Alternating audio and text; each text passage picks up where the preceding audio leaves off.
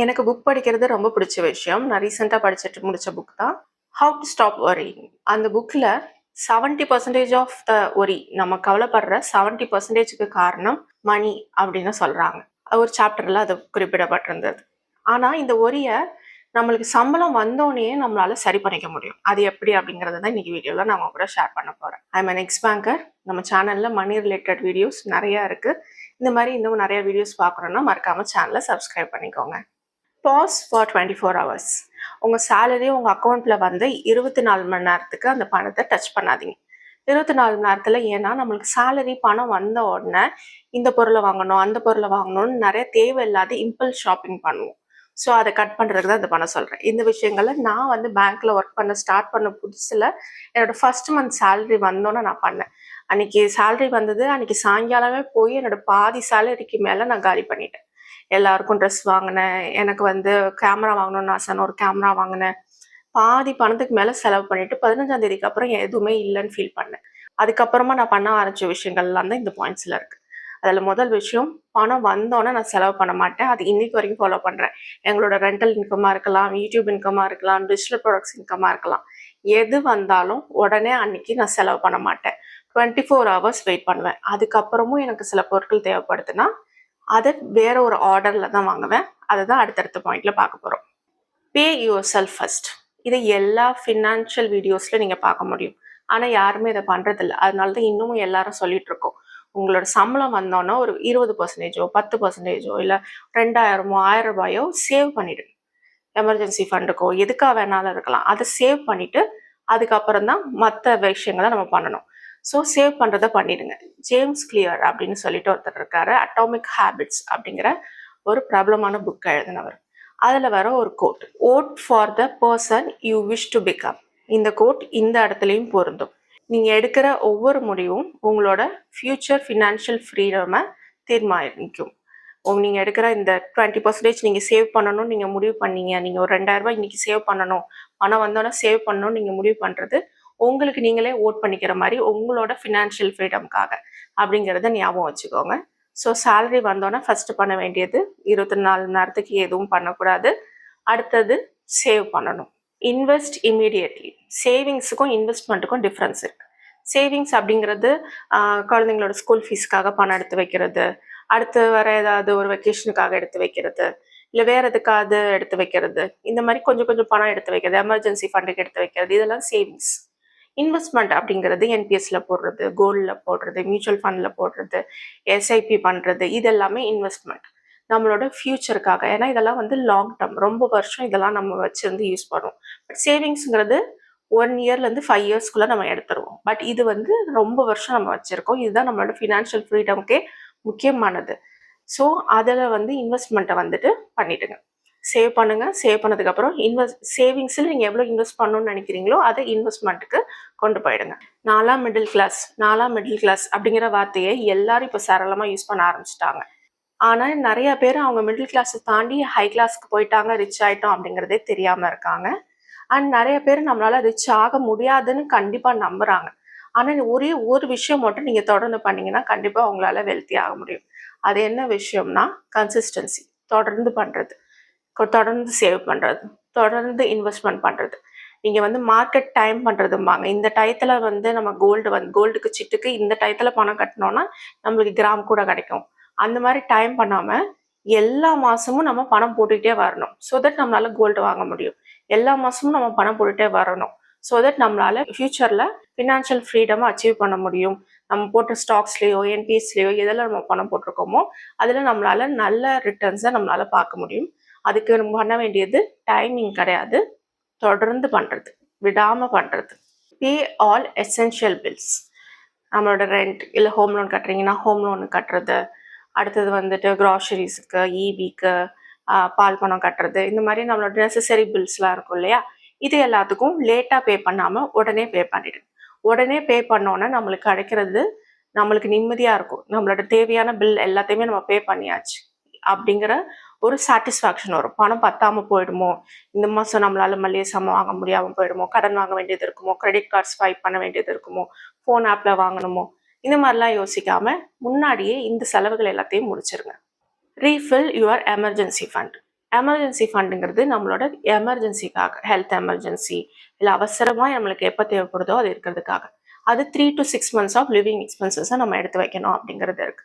இதுலேருந்து போன மாதம் நம்ம எடுத்து பணம் செலவு பண்ணியிருக்கோம் அப்படின்னா அதை திரும்ப ரீஃபில் பண்ணுங்க. ஒரு 5000 ரூபாய் எடுத்திருந்தீங்கன்னா 5000 ரூபாய் அதில் திரும்ப போட்டு வைக்கணும் அப்படின்னு பாருங்க. ஒரே மாசத்துல 5000 ரூபாய் போட முடியலையா, 1000 ரூபாயா போடுங்க பிரிச்சு. ஸோ அதை ரீஃபில் பண்ணிட்டே இருங்க. நான் எப்பவும் பண்றது அதுதான். எமர்ஜென்சி ஃபண்ட்லேருந்து எடுத்து யூஸ் பண்ணேன் அப்படின்னா திரும்ப அதை ரீஃபில் பண்ணிடுவேன் அடுத்த வரக்கூடிய மாசங்கள்ல. ஸோ இது வந்து ரொம்ப முக்கியமான விஷயம். ஏன்னா அப்பதான் அடுத்த எமர்ஜென்சிக்கு நம்மளுக்கு கையில பணம் இருக்கும், நம்ம கடன் வாங்க வேண்டிய அவசியம் இருக்காது. அடுத்து கிரியேட் அ பட்ஜெட். ஆக்சுவலாக நம்ம பில் பே பண்ணுறதுக்கு முன்னாடிலாம் இதை முதல்ல ரெடி பண்ணிடணும். இது என்ன அப்படின்னா, ஒவ்வொரு பணத்தையும், உங்களோட ஒவ்வொரு ரூபாயும் நீ இங்கே போ அப்படின்னு சொல்கிறது தான் பட்ஜெட்டிங். இதுக்கு மேலே இதை ஈஸியாக நம்ம எப்படி சொல்கிறதுன்னு தெரியல. ஸோ உங்களோட ஒவ்வொரு காசுக்கும் நீங்கள் வந்து ஒரு ஜாப் கொடுக்க போகிறீங்க, ஒரு வேலை கொடுக்க போகிறீங்க. ஸோ அது 10 ரூபாயா இருந்தால் கூட சரி, அதுக்கு கிரியேட் பண்ணுறது தான் பட்ஜெட். மளிகை சாமானுக்கு எவ்வளோ, காய்கறிக்கு எவ்வளோ அப்படின்னு நீங்களே எழுதி வைங்க. அதுக்குள்ளே செலவு பண்ணுறதுக்கு ட்ரை பண்ணுங்க. ஒருவேளை கொஞ்சம் முன்ன பின்ன ஒரு 500 1000 ரூபாய் கூட போணுச்சுன்னா அதனால பரவாயில்ல. ரொம்ப 10,000 20,000 தள்ளி போகாம பார்த்துக்கோங்க. அதே மாதிரி உங்களோட வாண்ட்ஸ் இருக்குன்னா வாண்ட்ஸுக்கும் பட்ஜெட்ல கிரியேட் பண்ணுங்க. எனக்கு பார்த்தீங்கன்னா இந்த மாதம் வந்து எனக்கு கிரைண்டர் ரிப்பேராக இருக்குது. ஸோ அது வந்து ஒன்று கிரைண்டரை வந்து புதுசு வாங்கணும், இல்லைன்னா வந்துட்டு சர்வீஸ் பண்ணணும். கரெக்டாக பட்டர்ஃப்ளையோடது என்னோடது. ஸோ பட்டர்ஃப்ளை சர்வீஸ் சென்டரில் கொடுத்து சர்வீஸ் பண்ணணும். லோக்கலில் தான் சர்வீஸ் பண்ணிட்டு இருந்தேன். ஸோ அந்த மாதிரி கொடுத்து சர்வீஸ் பண்ணணும். இந்த மாதிரி பட்ஜெட்டிங்கில் எழுதிக்கோங்க. வந்து இந்த மாதம் ஏதாவது கிஃப்ட் கொடுக்க வேண்டியது இருக்கா, கிஃப்ட்டுக்கு இவ்வளோ ரூபாய், 2000 ரூபாய், 1000 ரூபான்னு அதையும் வந்து பட்ஜெட் பண்ணிடுங்க. என்னோட ரியல் பட்ஜெட் நான் வந்து மெம்பர்ஷிப் வீடியோஸில் ஷேர் பண்ணிட்டு இருக்கேன். லிங்க் டிஸ்கிரிப்ஷன் பாக்ஸ், கமெண்ட் பாக்ஸில் கொடுத்துருக்கேன். விருப்பப்பட்டால் ஜாயின் பண்ணிக்கோங்க. போன வாரம் சாட்டர்டே ஆல்ரெடி என்னோட ஜூலை மாதத்துக்கான ஆக்சுவல் ஸ்பெண்டிங்கை ஷேர் பண்ணியிருக்கேன். இது வரைக்கும் செக் பண்ணி பார்க்கலன்னா செக் பண்ணி பாருங்கள். அந்த வீடியோக்கான லிங்க்கும் டிஸ்கிரிப்ஷன் பாக்ஸில் கொடுத்துருக்கேன்.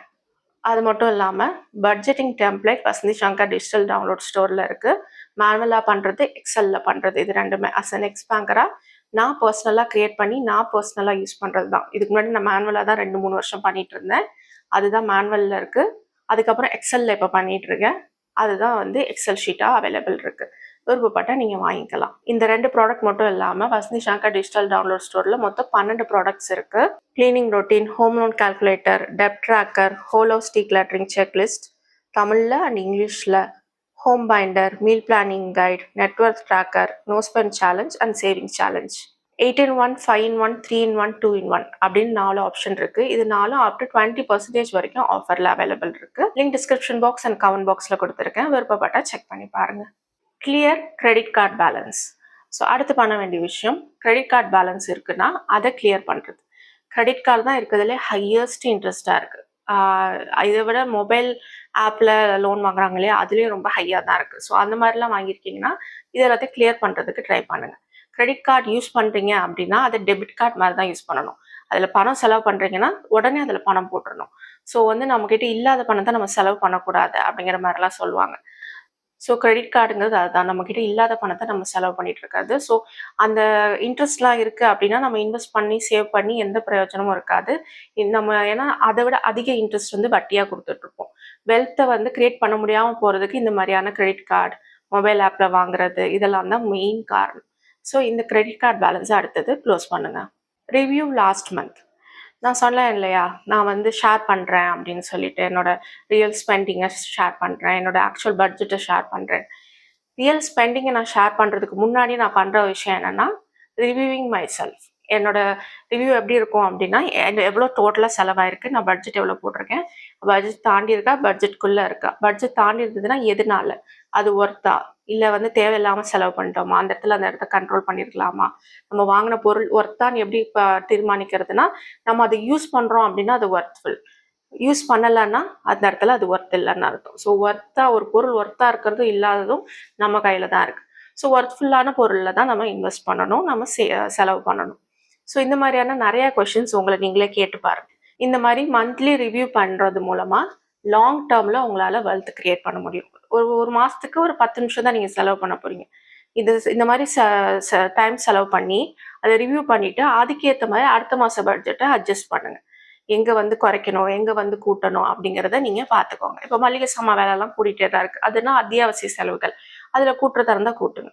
இதே வந்து வெளில வாங்கி சாப்பிட்றது அதிகமாக போயிருக்குன்னா அதை அடுத்த மாதம் அந்த பட்ஜெட்டை கண்ட்ரோல் பண்ணுறதுக்கு ட்ரை பண்ணுங்க. ஷாப்பிங் அதிகமாக போயிருக்குன்னா அதை கண்ட்ரோல் பண்ணுறதுக்கு ட்ரை பண்ணுங்க. இந்த மாதிரி தான் பட்ஜெட்டை வந்து அட்ஜஸ்ட் பண்ணணும். இது எல்லாத்தையும் தான் நான் வந்து ஷேர் பண்ணுறேன். Set a no spend challenge. ஒவ்வொரு மாதமும் ஒரு வாரம் நான் வந்து ஒரு வாரம் யூஸ் பண்ணுவேன். நீங்கள் அட்லீஸ்ட் ஒரு 2 to 3 டேஸ்லேயாவது ஸ்டார்ட் பண்ணுங்க. நோ ஸ்பெண்ட் சேலஞ்ச் ட்ரை பண்ணுங்க. நோ ஸ்பெண்ட் சேலஞ்சுக்கான கைடும் வசந்தி ஷங்கர் டிஜிட்டல் டவுன்லோட் ஸ்டோரில் இருக்குது. இதில் நீங்கள் என்ன பண்ண போகிறீங்கன்னா, நீங்கள் என்னைக்கு வந்து நோ ஸ்பெண்ட் சேலஞ்ச் பண்ணுறீங்களோ அன்னைக்கு தேவையில்லாத விஷயங்கள் எதுலேயுமே நீங்கள் செலவு பண்ணக்கூடாது. வெளில வாங்கி சாப்பிட்றது, ஷாப்பிங் பண்ணுறது, ஆன்லைனில் ஷாப்பிங் பண்ணுறது, ஆஃப்லைனில் வெளில போய் ஷாப்பிங் பண்ணுறது, இந்த மாதிரியான உங்களுக்கான ரெஸ்ட்ரிக்ஷன்ஸ் நீங்களே செட் பண்ணிக்கோங்க. இந்த மாதிரி இருக்கும்போது எப்படி நம்ம இன்டென்ஷனலோட எப்படி செலவு பண்ணணும் அப்படிங்கிறத நம்ம கற்றுப்போம். Plan grocery shopping. நான் சொன்ன மாதிரி மளிகை சாமான் காய்கறி விலைகள்லாம் ஏறிக்கிட்டே இருக்கு. ஸோ க்ராசரி ஷாப்பிங்கை பிளான் பண்ணி வாங்குங்க. எல்லா மாதமும் வாங்குற அதே பொருட்களை வாங்கிக்கிட்டே இல்லாமல் மீல் பிளான் பண்ணுங்க. மீல் பிளான் பண்ணிவிட்டு அதுக்கேற்ற மாதிரி மளிகை சாமான் காய்கறி லிஸ்ட்டை ரெடி பண்ணி அதுக்கப்புறமா நீங்கள் வாங்குங்க. மீல் பிளான் எப்படி பண்ணுறது அப்படிங்கிறதுக்கான guide Vasanthi Shankar digital download ஸ்டோரில் இருக்குது. அது மட்டும் இல்லாமல் ரீசெண்டாக மீல் பிளானிங் எப்படி பண்ணணும், மீல் பிளானிங்கான டிப்ஸ் என்னென்ன அப்படிங்கிற வீடியோவும் ஷேர் பண்ணியிருந்தேன். ரொம்ப யூஸ்ஃபுல்லாக இருக்கும். கண்டிப்பாக செக் பண்ணி பாருங்கள். லிங்க் டிஸ்கிரிப்ஷன் பாக்ஸில் கொடுத்துருக்கேன். டிசைட் ஒன் ஃபினான்ஷியல் கோல். நீங்கள் ஒவ்வொரு மாதம் சேலரி வரும்போதும் ஏதாவது ஒரு கோலுக்காக அந்த சேலரியை நீங்கள் யூஸ் பண்ணணும். அது வந்து எப்படி வேணாலும் இருக்கலாம். எமர்ஜென்சி ஃபண்ட் வந்து நான் வந்து 1 lakh சேர்த்து வைக்கணும், இவ்வளோ இன்வெஸ்ட் பண்ணணும், ஒரு 2 கிராமில் கோல்டு வாங்கணும், லோனை சீக்கிரம் க்ளோஸ் பண்ணணும், இந்த மாதிரியான கோல்ஸ் இருக்கலாம். என்னோட கரண்ட் கோல் பார்த்தீங்கன்னா லோனை சீக்கிரம் முடிக்கணும். அதுதான் என்னோட கரண்ட் கோல். ஸோ நான் வர பணம் இது எல்லாத்தையுமே வந்துட்டு என்னோட அத்தியாவசிய தேவைகள் போக, வாண்ட்ஸ்லேயும் சில செலவுகள் போக, மற்றது எல்லாத்தையும் நான் சேர்த்துக்கிட்டே இருப்பேன். வேற எந்த செலவுகளும் பண்ண மாட்டேன். மாச கடைசியில் அதை கொண்டு போய் அப்படியே லோனில் கட்டிடுவேன். இதுதான் என்னோட financial goal at current. So உங்களோட ஃபினான்ஷியல் கோலை உங்களோட சேலரி வந்தோன்னா முடிவு பண்ணிக்கோங்க. அந்த கோலை நோக்கி நீங்கள் போகும்போது தேவையில்லாமல் செலவு பண்ணாமல் இருப்பீங்க. Avoid life style inflation. உங்களோட இன்கம் இன்க்ரீஸ் ஆனோன்னே செலவுகளை அதிகப்படுத்துறது தான் லைஃப் ஸ்டைல் இன்ஃப்ளேஷன்.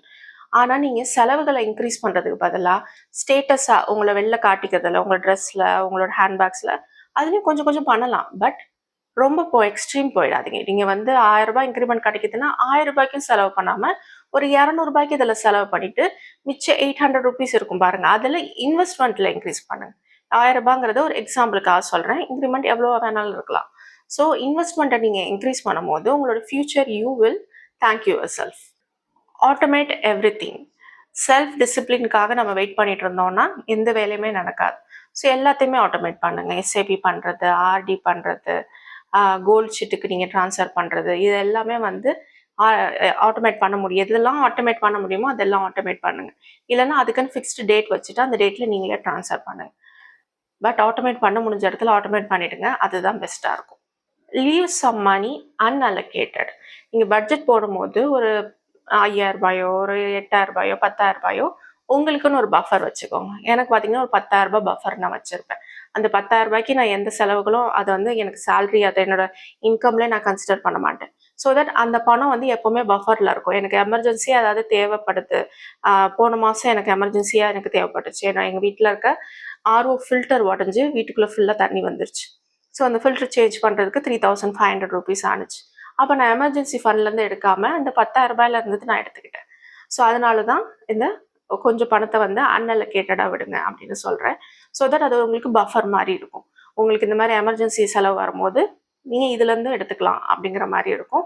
அது வந்து உங்களுக்கு கடன் வாங்காமல் இருக்கிறதுக்கும், கிரெடிட் கார்ட்ஸ் அடிக்கடி ஸ்வைப் பண்ணாமல் இருக்கிறதுக்குமே வந்து ரொம்பவே உதவியாக இருக்கும். எப்போவுமே பட்ஜெட் போடும்போது ரொம்ப டைட்டாக பட்ஜெட் போட்டிங்கன்னா கஷ்டமாக இருக்கும். ஸோ ரொம்ப டைட்டாக பட்ஜெட் போடாதீங்க. கொஞ்சம் இந்த மாதிரி பஃபர் விட்டு பட்ஜெட் பண்ணுங்கள். And finally practice gratitude. நிறையா பேருக்கு உங்களுக்கு இன்னைக்கு வந்திருக்க இந்த சம்பளம் வரணும் அப்படின்னு நிறையா பேர் ஏங்கிட்டு இருக்காங்க. ஆனால் உங்களுக்கு அந்த சம்பளம் இன்னைக்கு கிடச்சிருக்கு, அந்த இன்கம் உங்களுக்கு கிடச்சிருக்கு. ஸோ அதுக்கு கிரேட்ஃபுல்லாக கிராட்டிடியூடோட இருங்க. ஸோ தட் கம்பேரிசன் நம்மக்கிட்ட இருக்காது. நம்மளோட ஃபினான்ஷியல் ஃபியூச்சரை வந்து நம்ம சேஃப்கார்ட் பண்ணிக்கணும் அப்படிங்கிற எண்ணம் மட்டும்தான் நம்மளுக்கு வரும். கம்பேர் பண்ணுறது நம்மளோட பிக்கஸ்ட் எனிமி. எப்போவுமே கம்பேரிசன் உங்களே கம்பேர் பண்ணிக்கோங்க. 2 வருஷம் முன்னாடி நீங்கள் எப்படி இருந்தீங்க, உங்களோட இன்கம் எவ்வளோவா இருந்தது, இப்போ உங்களோட இன்கம் எவ்வளோவா இருக்குது அப்படின்னு வேணால் கம்பேர் பண்ணுங்கள். அடுத்தவங்களோட கம்பேர் பண்ணாதீங்க. வெல்த் பில்ட் பண்ணுறது அப்படிங்கிறது ஜஸ்ட் நம்பர்ஸ் மட்டும் கிடையாது. நம்மளோட மைண்ட் செட் ரொம்ப முக்கியம். இந்த வீடியோவில் நான் சொல்லியிருந்தேன் எல்லா மைண்ட் செட்டையும் நீங்கள் ஃபாலோ பண்ணும்போது உங்களால் வெல்த்தை கண்டிப்பாக க்ரியேட் பண்ண முடியும். சேலரி ஹையாக இருந்தால் தான் ஃபினான்ஷியலாக செக்யூராக இருப்போம் அப்படிங்கிற அர்த்தம் கிடையாது.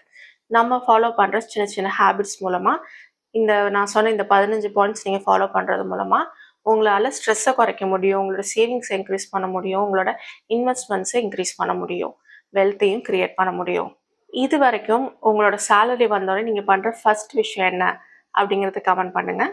எப்படி வருது கமெண்ட்ஸ்ன்னு நம்ம பார்க்கலாம். அடுத்த ஒரு நல்ல வீடியோவில் உங்களை பார்க்குறேன். Until then by.